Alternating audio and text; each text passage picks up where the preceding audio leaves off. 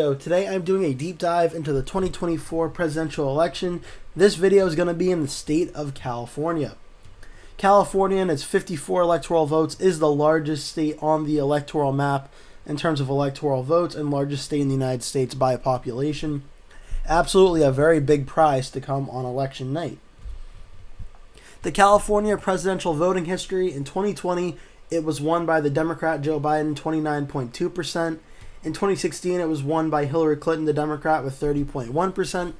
And in 2012, it was won by President Barack Obama by 23.1%. The current polling average right now on Electoral Politics has California at plus 23.7%, with still a decent number of undecided votes remaining.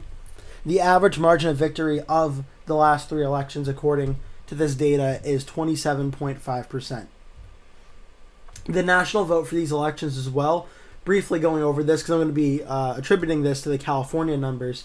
In 2020, the national vote was won by Biden by 4.4, won by Clinton in 2016 by 2.1, and in 2012 it was won by President Obama by 3.9. The average polling right now on Real Clear Politics for how the 2024 election is looking nationally of Harris versus Trump is Harris is a 2.2% national polling vote lead. And the average margin result for the national vote is 3.5 across these three elections.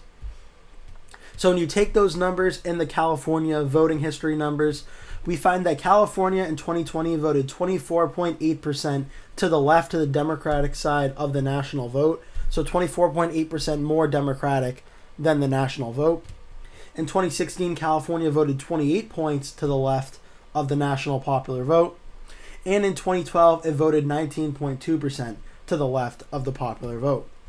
That means California, on average, in the last three elections, has voted 24 points to the left of what the popular vote is. So if those numbers remain the same and the average is correct, then that would mean that if Harris wins by 2.2% of the national vote, that would probably be about a 26-point victory. But again, there are a lot of other factors to look at. So that really isn't just the end-all be-all, but it's an interesting number nonetheless. California for the 2024 presidential forecast. Real Clear Politics has California as solid Democrat. Sabado's Crystal Ball has it as safe Democrat. 538 has California as solid Democrat. Decision Desk HQ The Hill has it solid Democrat. And Cook Political Report has California as solid Democrat. No surprise here, California, one of the most Democratic states in the United States, will likely, or almost assuredly, be voting for Kamala Harris on election night. Now, I picked 5 counties to look at in California that I thought would be very, very interesting to look at, because I think a lot of them, it's the margins in which they vote that I'm most curious in. In Inyo County, it was won by Romney in 2012 by 11.4, 13.5 by Trump in 2016, but it was won by Biden in 2020 by 0.15%. And this one particularly interests me because if we go to the map, we go to California, Inyo County is going to be right here. And as I could show you, it's 48.86 to 48.71 in 2020. Very, very close rate, 0.15 as I mentioned. Super close. Only 1.35 for the Libertarian, 1.08 for other candidates. Let's look back to 2016. Where Trump got 52.54, Clinton only got 39.02, 8.45% third-party vote. In 2012, Romney won at 54 to 42.58. There was 3.4% third-party vote. It's interesting how much support Biden got in 2020 and was able to flip the county blue and shored up a lot of third-party support and took away about 4 percentage points from Trump. So I'm really interested in this county and seeing how Harris does against Trump in 2024. Seeing as California is Kamala Harris's home state, you would think she would be able to improve there, but that remains to be seen. We have to wait until Election Day to find out if that is true or not. But that's certainly an interesting one that I am looking at.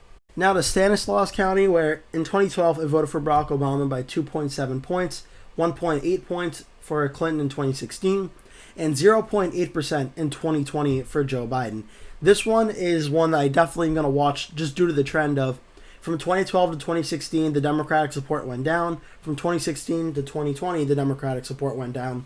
I am very interested in seeing if the Democratic support continues to go down or if it reverses the trend and goes back up. This is one I'm watching as a potential flip, where if Trump does better than expected, he could flip this county. And just to show you where Stanislaus is, it's right here. I believe this district might be where Congressman Mike Garcia is representing, although I'm not totally sure about that. But I think he might be representing a district near here. 49.24 to 48.45 back in 2020, super close. Again, not much in third-party support. In 2016, it was 47.43 to 45.60, almost 7% third-party support in this county. That is, I think, a very big reason why Clinton was able to win this county. Trump only getting 45, where in 2020 he got, here it is, he got 48. So that's definitely something to keep an eye out for. And then in 2012, Obama got 50%, Romney got 47.28%. So you can see the Republican in this district is almost always averaging 45 points or above. The question is, how much third-party support is there, and is it enough where Trump can overtake Harris in this county, where the Democrat usually runs between very similar numbers between that 45 to 50%. So it's a very interesting county to keep an eye on. Now to Butte County, where it was a 2-point win for Mitt Romney in 2012, a 3.7% win in 2016, and then a 1.7% win for Joe Biden in 2020. This one I'm very interested in because we saw across the country in 2020 Joe Biden outperform Hillary Clinton numbers in 2016 by a lot. By absolutely a lot. And it's interesting to see in 2024, will Kamala Harris be able to improve on Biden's numbers that he got in 2020? Or was the 2020 election, in terms of where Biden made the improvements, potentially a fluke, and it comes back down more towards the middle into the Republican side than it was before? So that is one I'm certainly watching for. Butte County is going to be right here, this county up here.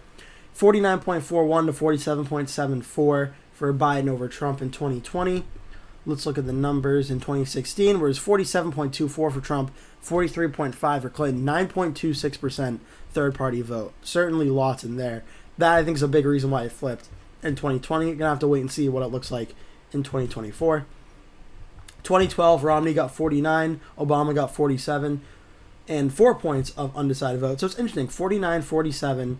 In 2020, it was 49-47, but flipped. This time, Biden had the 49, Trump at the 47. So it's a very interesting county. I'm going to watch that one closely, and I'm interested to see how the vote changes, or maybe even stays the same. That we're going to have to wait and see, but that's an interesting one I'm watching for sure. Fresno County, it's a county Obama won by 1.8%. 2016, Clinton won it by 6.1%. Biden won it in 2020 by 7.8%. It certainly suggests that it's a county that's trending blue. I'm more interested in this than how much is it trending blue. Because Fresno, I believe it's more of a suburban county, and I'm interested to see if this 7.8 is even like a few percentage points smaller. Does that mean Trump is improving his numbers in the suburbs? And that could have down ballot effects, well, not just in California, but also throughout the country, that Trump is improving his suburban numbers. Or if Kamala Harris improves on Biden 7.8%, could it be a sign that maybe Harris is outperforming Trump in the suburbs by even more than Biden did? So this is more of like a technicality county that I'm watching, but I think there could be some potential either effects or down ballots that maybe may pinpoint certain results to other states around the country. Fresno, you're going to find right here, 7.8% win for Biden in 2020, 52.9, 45.7. Let's look at 2016, 50 to 43.94, so 50 to 44 pretty much in 2016. And then in 2012, 49.89, so 49.9 to 48.10. Romney certainly performing the best out of the last three elections in that county. So that's what I'm watching for. It certainly seems like it's trending blue, but I'm interested to see how much is it trending blue by, and is that a sign that Trump's either overperforming or underperforming in the suburbs. I just have one more county now in Riverside, California, where it voted for Obama by 1.7, and then Clinton by 5.4, and Biden by 7.9. It's almost the exact same explanation I gave for Fresno. How much does Harris either underperform or overperform Biden in the suburbs? And does Trump outperform or underperform his margins against Biden in 2020 and 2016? This is one I'm watching for as well. Riverside, you're going to find right here in between San Bernardino and Imperial and San Diego. Riverside, 7.9, 52.98, so 53% to Trump's 45%. 2016 Riverside was 49.73 to 44.35. So Trump's numbers actually from 2016 and 2020 were only a difference of about maybe a little over half a percentage point. So Trump's numbers have remained pretty consistent. It's a Democratic vote that changed. Whereas in 2012, Romney got 40.06, Obama got 49.71. So certainly Romney did the best, or better than Trump in 16 and 20 in this county. I'm interested to see if this continues to trend more blue or maybe swings back more red. So that's what I'm watching for sure. So those are just some 5 counties I'm going over in California that I think are interesting and I want to keep an eye out for. On the presidential vote side, in 2020, the Democratic candidate Joe Biden got 63.5% of the vote. In 2016, Hillary Clinton got 61.7% of the vote. And in 2012, President Obama got 60.2%. I conducted a range by doing the highest total minus the lowest total, getting that difference, and then adding and subtracting from the lower and higher totals. So that means a low point for the Democrats, an estimated range of 56.9, ranging to a high point of 66.8%. Barring a massive polling miss, I'm very confident that California's 2024 election results will fall somewhere between 56.9 and 66.8 for the Democrat. In my own personal prediction, my best guess for how I see California going, I think Kamala Harris gets 64.2%. It is a very Democratic state, an overwhelmingly Democratic state, and I think it'll continue to go more in the Democratic direction. And seeing as it's Vice President Harris's home state, I think she'll get an extra little boost in this state than maybe potentially some other states. So 64.2 I have Harris getting. On the Republican side, Trump got 34.3 in 2020, 31.6 in 2016, 37.1 in 2012. I conducted the same formula, the highest minus the lowest, and then I subtracted the lowest from the lowest number, added the highest from the highest number. That got a range of 26.1% to 42.6%. Again, barring an absolute polling miss, I'm pretty confident the numbers for Trump's numbers in California will lie somewhere between 26.1 and 42.6. And I have my own personal guess and prediction at 34.5. I think Trump will slightly overperform than he did in 2020, but not enough to be anything close to the 2012 number that Romney got at 37.1. However, I'm not really so sure Trump's going to do worse in California than he did in 2016, because even though Biden greatly improved Hillary Clinton's numbers in 2016 to 2020, Trump still got a higher percentage of the vote.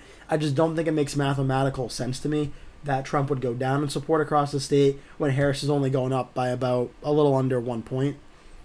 It doesn't really make too much sense to me, so I have Trump at 34.5. Into the prediction for the state of California, 54 electoral votes on election night. I think Kamala Harris gets 64.2% of the vote. Donald Trump gets 34.5%.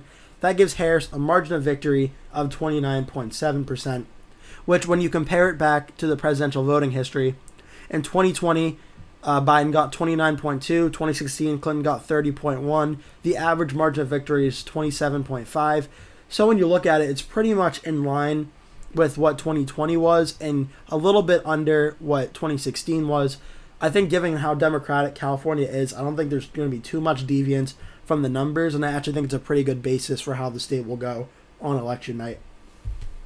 So now looking at the electoral map for this deep dive series that I've done, I have now done 3 states, Washington, Oregon, and now in this video, California. That brings Kamala Harris's numbers up to 74 electoral votes. I have not done any states that Donald Trump has won yet, so Trump is still sitting at 0 electoral votes. But I think my next video is going to be on the state of Alaska, and then after Alaska, I'll do Hawaii while I'm doing the 2 states at the bottom here. By the way, that's just how the map has them situated. In real life, Alaska's like up over here, Hawaii's like off into the Pacific Ocean over here. So obviously it's not where they really are, but for the map, that's where it is. I'll be doing those 2 states next, so Trump will not be sitting at 0 too much longer, most likely. But again, we have to do the video and wait and see for that. So if you're looking forward to watching Alaska, Hawaii, or any other states, please stay tuned to the series, because I'll be doing every single state in the country leading up until Election Day.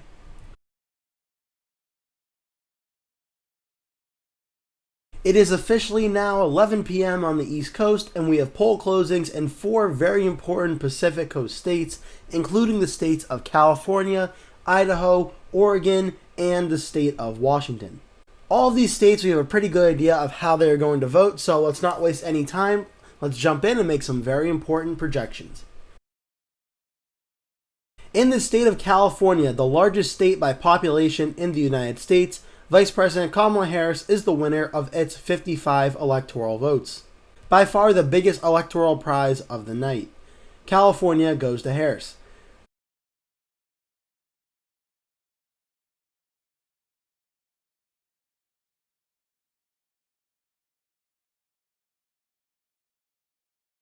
That will do it for today's video. Thank you so much for watching. If you enjoyed the video, please remember to give it a like. And if you really liked it, please remember to click the subscribe button. And make sure you turn post notifications on so you always get notified when I post a new video. That way you never miss one. Also, please remember to share this video with your friends and family if you really like the video. And remember to stay tuned because I'll be posting at least one video every single day leading up until Election Day. So I'd really appreciate it if you keep coming back and watching those videos.